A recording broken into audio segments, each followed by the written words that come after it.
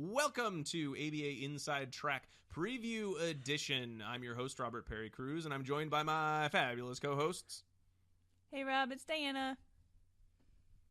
And it's Jackie. Hi, everybody. Hey, Rob. Hi. I was doing my preview dance. It makes me feel like someone on Nintendo. Oh, you're going to shake our terrible camera That's true. if you move the table at all. Go Luigi! Well, speaking of Luigi, before that, we're ABA Inside Track, a podcast that discusses behavior analytic literature. And you might have noticed a color scheme because we're going green for this episode. This Saturday is Earth Day and the Science March. And we decided that we would do some articles related to behavior analysis and the concept of conservation, sustainability, greenishness. Yeah, man. A lot of terms. I can't keep track. It's too hip, too cool for me. This is a good topic. We're really excited. It's so fun, and I learned so much. And you will too. Yeah. Yes, and you listeners will too, but not this week. This is the preview week where we just learn learn nothing. Yeah. You will just learn about what we will be discussing next week in our full-length episode where we'll go into the articles. But you probably want to know what those articles are so that you can have read ahead. Not read along, because then you would be reading while listening. There you go. Nice. That's good. This is why we don't teach anything here. So we actually have 4 different articles. This topic is not one that there's necessarily a lot of structured research around. A lot of that was done, actually, it seemed like in the 70s. So there have been some more recent ones. Yeah, we're going back in time. Back in time. So the article that we're going to start with is Climate Change, Meeting the Challenge by Chance and Heward from The Behavior Analyst 2010. We're going to move into The Development of Anti-Litter Behavior in a Forest Campground by Clark, Burgess, and Hendee from 1972 JABA, Journal of Applied Behavior Analysis. And if you look up that one, for some reason it says anti-utter, and I'm not sure why, but it is anti-litter. Yeah, but it does say, so if you're looking for it, it says anti-utter. Well, if you remember back in the 70s when behavior analysis had a real problem with cows and the milking of them. Anti-cow. Utter. Like litter, but they just combined the L and the I, and someone Yeah. thought it was utter. a U. Oh. Yeah. But no one has like corrected in the it. Roman times when Past they put 35 their years, L's so. and U's together. But that's okay. 45 years. It's a great article. Then we have another article from a little further in the future, 1981 Journal of Applied Behavior Analysis, a company-based lottery to reduce the personal driving of employees by Foxx and Schaeffer. I was one. You were one of those employees? Nope. I was you were 1 one year when that old. article came out. Yes. 1 year old. Yes, you were.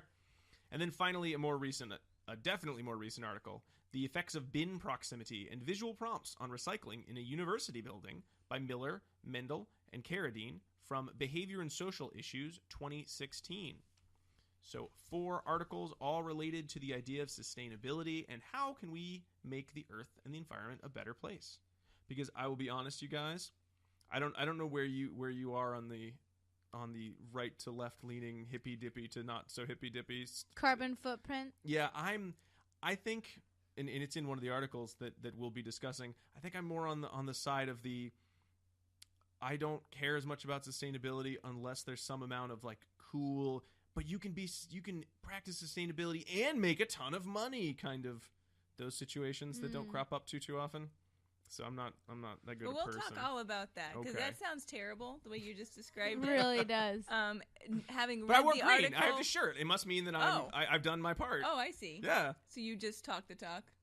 I recycle because the town charges me if I throw a lot of trash out. Fair so enough. there you go. I like those systems. Having read the Chance and Heward article, I understand what you're saying, but if someone hasn't read that yet, then what you said just sounds bad. Like a Scrooge. We're going to have to take a step back until people get a chance to read it, and then you can come forward with your miserly statements. Oh, yeah. Well, I feel bad now. Everyone's going to think I'm a bad person for an entire week. So, you know what I'm going to do? We didn't plan this ahead of time. I feel bad. I want to save some energy. I'm going to turn off the lights just so we can save it. And luckily for us, I think we have some candles lying around. Just to make everything smell good. As is our wont to have some candles. So there you go, folks. So don't think too bad of me. It'll all make sense next week. But in the meantime, I'm trying to do my part, save a little electricity. It's actually here. pretty nice. Yeah. It's comfy. It's very romantic. It's super romantic. Hey out there in the warm. internet. What's going on? Very warm. All right. Well, those are our articles for next week. Now we're going to get into the errata section of the podcast, in which we talk about things that we got wrong on previous episodes, or read emails or comments from the community. So we actually had a couple emails recently that people had sent in, and we thought they were super great, and we wanted to share them with you too. Yes, we did. Can you see them by the beautiful glow of the cell phone screen? Yeah, I'm all good. All right, so listener Tamika wrote into us, and she wrote a lot of really awesome things, and we really appreciate you writing in. We get Tamika. lots of awesome things, folks, just so you know. So later on, maybe we can revisit. She gave us some nice feedback on several different articles, but I wanted to pull out what she said about our episode 21, which was the good behavior game. So this is what Tamika had to say. I've heard of this concept and seen it implemented, but never actually heard a breakdown of the original paper and where it all started. It's really cool to talk about old school research articles and not always focus on studies that came out only in the past few years. So I enjoyed that. Also, I've never heard of the book referenced, which was Miss Nelson is Missing. You guys may remember. And she says, oh man, she wished she had read that book. Awesome reveal on the plot twist as well. Oh, so you got to go back to that episode if you would like to hear that twist. Hear the spoiler alert. Yeah. Or check your local library. That's right. It's by James Marshall. Oh, I thought you were going to make the Reading Rainbow sound, Jackie. Oh. Reading Rainbow. So I can do anything. With the candles, I feel like It's in the a acoustic session. It's in a book. It's in a book. It's Reading Rainbow. It's very good. Yeah, so thank you so much, Tamika. I know that maybe wasn't your most content-heavy comment that you made, but we appreciated it because we love talking about children's literature. And Tamika, thank you. You could probably fill about 3 years of the show with these suggestions for topic ideas. Yeah, it was fabulous. Yes, so we're totally going to incorporate some of those down the road. Thank you. Thank you. All right, listener Sean wrote in for us as well. Hi, Sean. Hey, Sean. What up, bro? He said, your show is amazing. I've told all my colleagues about it and share the info with parents. Thank you so much, Sean. He said, your podcast keeps me grounded in ABA principles and makes me feel less crazy when working with others in the field who approach behavior from different backgrounds. That is hard. Mm-hmm. He said, it's like a support group for BCBAs, and your show is fun and makes me feel part of a community. Oh, thank you Sean. so much, Sean. That really made our day when we heard you say that. That's the whole point of why we do this show, is to try to reach out to people who are in disparate areas of the country and the world, to make them feel like we're all doing behavior analysis together and talking about it as a group. So this is exactly the kind of comment that we enjoyed hearing, and thank you so much for writing in. We will be here every week for you, Sean. I mean, this is my last episode. I just wanted to get across my anti-environment sentiments. It's been it's a shell game this whole time. That's awesome. Okay. All right. And then we had listener Jenna write into us, and she wanted to talk about episode 27, which was stereotypy as reinforcement. So I'm going to read what she has to say here. First of all, she says, thank you for a great podcast. And related to the episode 27, she said her main concern is actually applying a treatment package like either of these or a combination of the two. In the difficulty is in generalizing across settings and stakeholders. I understand that the stimulus control was demonstrated to transfer to the stimulus signaling condition change, but it may be difficult to adequately train relevant stakeholders to maintain those contingencies and reinforcement schedules. So ethically, would it be in the client's best interest for the BCBA to implement this type of treatment package during one-to-one sessions when the BCBA has already determined the family will not be able to implement the same treatment package outside of sessions, or that the school personnel will not either? Could this lead to behavioral contrast across settings? Should the goal simply be to reduce rates of stereotypy during ABA sessions to hopefully teach alternative leisure skills and other skill acquisition programs? It seems like outside of sessions, the relevant stakeholders are still going to be powerless in effectively presenting tasks and appropriate leisure activities for independent completion because they don't know how to implement the contingencies to maintain these behaviors. And then we're somewhat back to square one. As you can see, I've had quite a bit of covert responding going on, and I'd love to hear any feedback you have.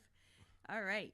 Jenna, thank you very much. This was really a thoughtful comment, and I think something that we touched on in the episode, and I don't know that we have a precise answer for it, but I think your starting point, if you're going to be looking at it in terms of along the lines of ethics, you're going to want to look to the code first, look to the code.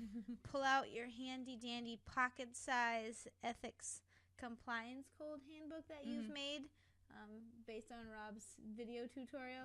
Yeah. And your suggestion. I pulled mine out the other day, Jackie, and was laughed at by other colleagues for being such a nerd. Well, it's okay. You can say that I have one too. So, but one of the things we need to do as a behavior analyst is a risk-benefit ratio or a risk-benefit analysis for all of our treatments. So I think that's your first place to start. The benefit of implementing a stereotypic treatment of this sort in ABA sessions is that it's possible that stereotypy is going to be decreased in a situation where a lot of learning can take place. And yeah, you're right. It's very likely that you're going to see some behavioral contrast in other settings because stereotypy is limited. Maybe not so much as you would think because there's still some access to stereotypy in that reinforcement setting. So, you'd have to really take some data, but I think your starting point would be to conduct a risk-benefit analysis. Is the risk of stereotypic behavior occurring at home or in the community far more, dangerous or impeding in learning in those settings versus the ABA setting? That's something you'd have to talk with. And if the parents and professionals are not on board but don't necessarily care that the students are engaging in stereotypic behavior at home, which happens, then you may not have a problem. But we won't know unless you did that risk-benefit analysis. Mm-hmm. Yeah. I think if we, we're not to take the opportunity to limit stereotypy in order for the student to learn, then that would be doing a greater disservice to them than having this potential contrast situation. But every situation's different, of course, and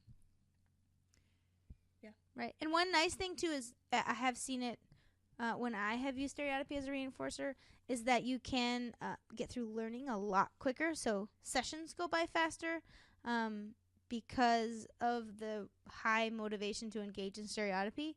So your sessions are faster. You still get that access to stereotypy, like 5 to 7 minutes maybe, for like a what they call trade-in, if you can see my little quotations. And then learning happens again, but because the desire is there, you may get more learning in while still gaining access to stereotypy, so you may not see behavioral contrast because you're not outright limiting it across the session. Mm-hmm. Yeah. Good point. So you never know. Everything, unfortunately, is idiosyncratic. That's the word of the day. Ah! Thanks, Jackie. Thanks, Cherry. Well, that's all I got. That's all. Thank you. Well, thanks so much for everyone who wrote in. It's really great to have had so many people writing us emails or commenting on Facebook or on Twitter. You can follow us if you're interested in doing the same. You can follow us on Twitter at ABA Inside Track or Facebook.com/ABA Inside Track, where we've really been doing our darndest to have something interesting about ABA or treatment for kids with autism, or even sometimes just general science or something kind of funny that we think people might enjoy reading on a Monday or a Sunday, or usually our funnier days, to kind of get people involved. Like Sean was saying, kind of trying to make sure that everyone who needs a community of BCBAs has a community of BCBAs. You can listen to our show on iTunes, Google Play, or Stitcher, and you can subscribe. You can leave us a review there. And hey, if you just want to shoot us a line that you don't want anyone to hear except for unless we read it to everyone on the internet. You can write, don't read this. Yeah, you can write, don't read this. Yeah, we would totally honor that. But you can email us at abainsidetrack@gmail.com. I think those are all our and our website, abainsidetrack.com, right. Of course. And then YouTube. This is where you might find this, or this is on Facebook too. Well, I think that's all we got for this episode. These candles are burning low. Candles are burning low, so we better... Time to go to bed. We better go to bed. Take our candles. I'm going to put on my fancy hat and my little candle holder. And I'm going to let my hair down. Your night dress? I'm going to put on my night dress. And you all think I have short hair, but it's just because it's up. You know, when you're old. Yeah. I'm going to let my hair down. Big braided thing around your head. Yep, like I'm going to let it down, and I'm going to have so much hair. You're going to shuffle off to bed? Yeah. If you enjoyed our lighting arrangement, the movie The Witch that came out last year is filmed completely in candlelight. So that's great. It is a horror movie, guys. Don't just go watch that just for fun. It has nothing to do with behavior analysis. No. No. But it's dark. If you just like dark, hey. Well, everyone, thanks so much for watching or listening to this episode. We'll be back next week with our full-length episode on Going Green. But until then, keep responding. Bye!